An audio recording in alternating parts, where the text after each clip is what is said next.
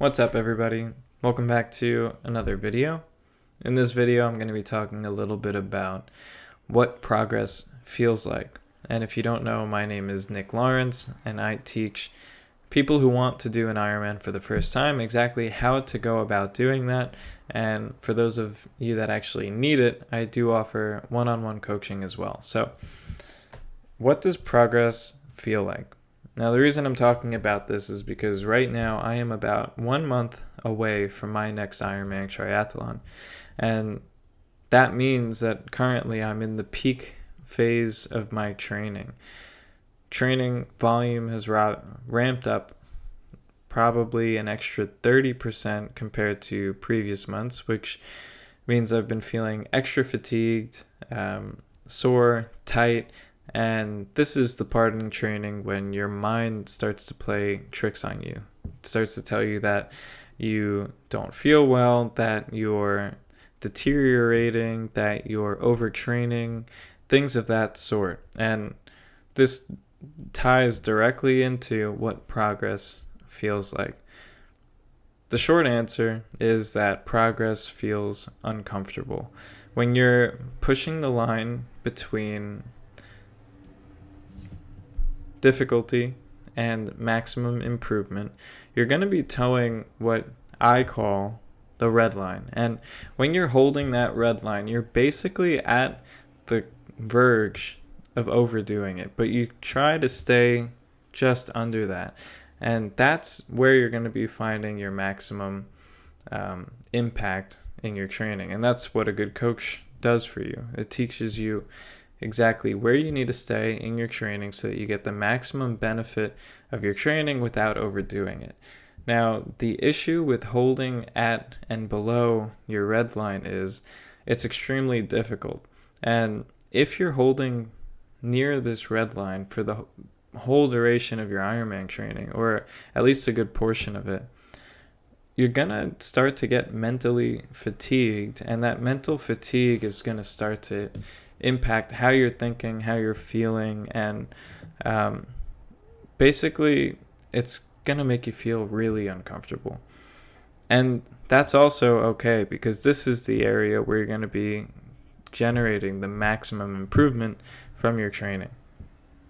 So a little bit of a story that I was thinking about today to make this comparison a little bit more real is, if you've ever played video games, and the game that I was thinking of specifically when I was thinking of this concept was Kingdom Hearts, then you know that when you start a game, your character starts at level 1, at least if you're playing an RPG.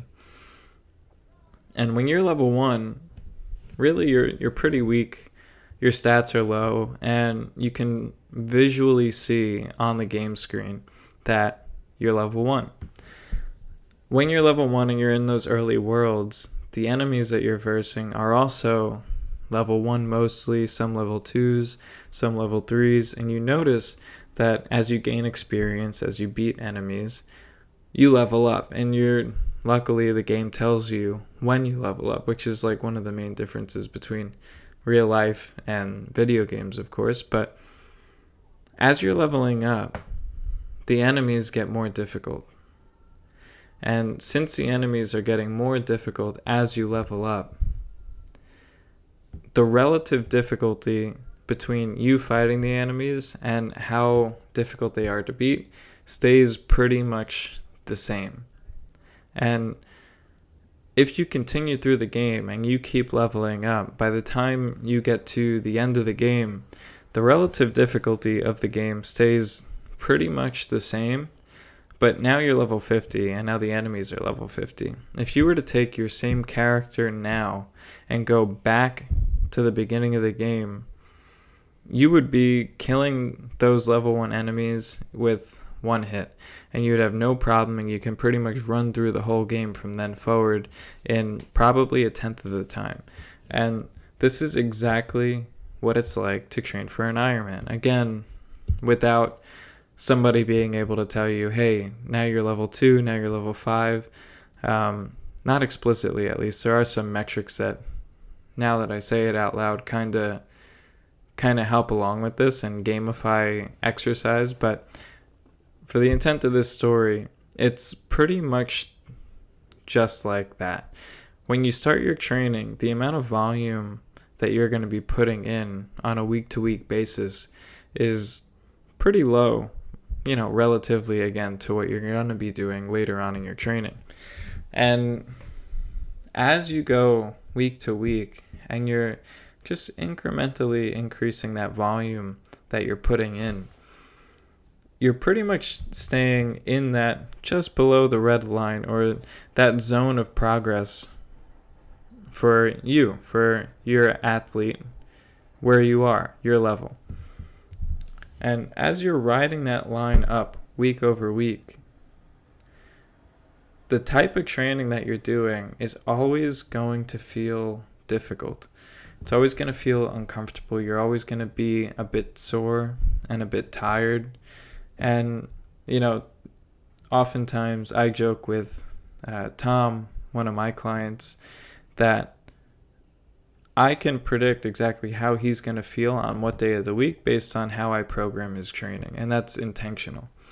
But now, looking at his progress, after having been in this training with me for the past 6 months, if I were to throw him back to what I had him doing week 1 in terms of volume, that would be considered even less than a recovery week right now.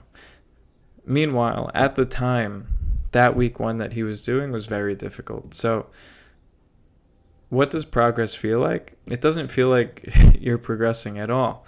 And the reason for that is because you're intentionally training with the idea that if you stay at a certain level of stimulus and you increase gradually throughout the training, you'll continue to improve. But that means, unfortunately, that your subjective feel is always going to stay, or your relative difficulty is always going to stay at the relatively hard level. And I hope that this analogy and this correlation is sinking in. So it's not until you take a step back and you see exactly what you've done to get to the point that you're at right now that you'll really start to let the concept that you've progressed sink in. This is basically the difference between leading indicators and lagging indicators. On your way up, as you're progressing, what you're focusing on are leading indicators, which is the inputs. And those inputs are: how much time are you spending on the bike? How many miles are you putting in on the runs? How many meters are you putting in the water? And as a result of stacking in that volume input week over week over week over week, the output of that is your new fitness level. And that can't be the metric that you judge yourself by, because you can't feel your fitness level. What you can only do is see the leading indicators of what your fitness level may be, which in our case, and especially in the case of a beginner, is your training volume. So I hope that makes sense. I hope you understand that as you're training for something like this, you might not feel like you're getting anywhere mentally, but just know that you are. This is what everybody means when they say trust the process. If you're putting in the training, only you know if you're putting in the training properly. So get your miles in, get your time in, and trust me, if you train with an appropriate plan to your fitness level and you give yourself enough time to get to race day healthily, then you're going to have no problem finishing your Ironman.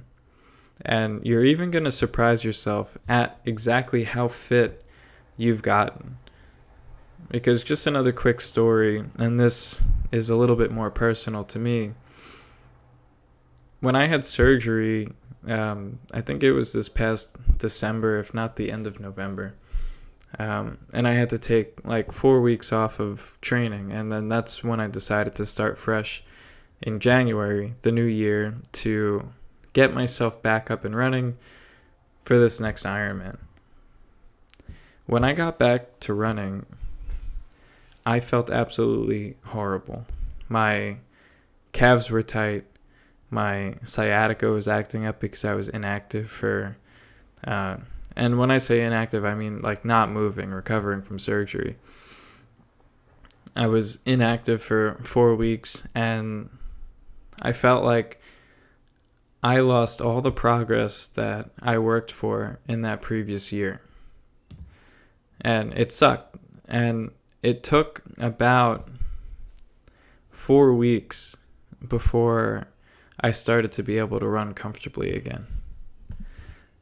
And now I've gone so far from that point that until I was writing about it this morning, I didn't even remember that happened this year. And like, that's the honest truth. I was I was writing and I was like, oh wow, like yeah, that was this year that I had that surgery and then couldn't run and then tweaked my calf because it was so tight from being inactive. And then I thought that was the end of my season and that this year just wasn't going to go my way and that I was actually slower than I was the previous year. I was like, well, that's it. I guess I don't know if I'm going to do my race this year. And since then, since just grinding it out week over week, putting in the miles, putting in the time, you get in this monotonous zone of just working hard.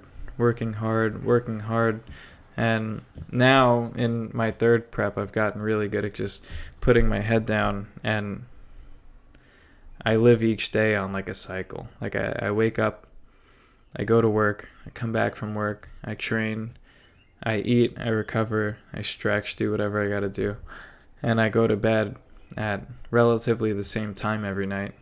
And then I do it again the next day, and then the next day, and then the next day. And I don't negotiate with myself, and I just get the training done. And when you get into that mode, when you start to develop that level of consistency, I won't even call it discipline, because you just enter this autopilot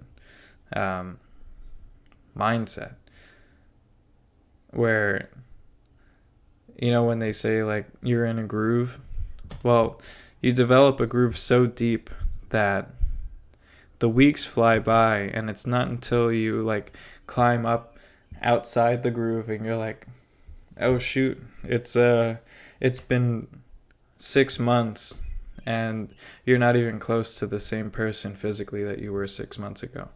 So that's a very real thing too. So just keep that in mind. And if you can dive into your training like this, and I do this with a full-time job also, so don't feel like you're at a disadvantage if you have a job, if you have a family. If you have kids, I give you a lot of credit. Tom has a son, and he's managing his training very well. We tweak it around a little bit based on his, fatherhood responsibilities, and I'm very careful about what level of intensity I instruct him to hit his volume at, so that he can progress week over week without making himself too tired. This is his first Ironman, so I want him to feel healthy going into it, which is a little bit different than my personal approach for myself. But the concepts are there. Like, if you can nail that consistency, then you'll be in a position where you won't even be thinking about progress week to week, or you might think about it, but you're going to plow straight through it, because all you're doing is you're hitting your next session, your next session, your next session, your next day, your next day, your next day. And you'll start to think in terms of the week. And you're like, okay, getting to my next long session, or my next speed session, usually whatever the hardest day is for you. So anyway, that's that's just another little bit of a personal story with my progress and my path so far this year.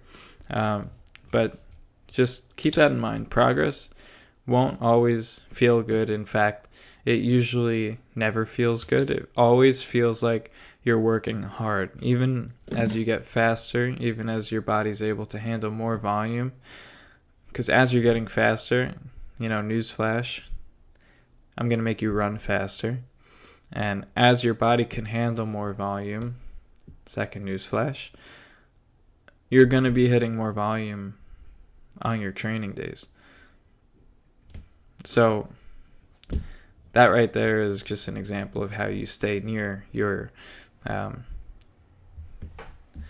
it's more, rather than a red line, it's more of like a zone of where you want to be hitting above a certain level and below another level. And there's a bit of range in there where you're still going to see improvement. Obviously, more improvement towards the upper end of that. But that's it. So if you like this video, please subscribe. Let me know what you think. And I'll see you in the next video.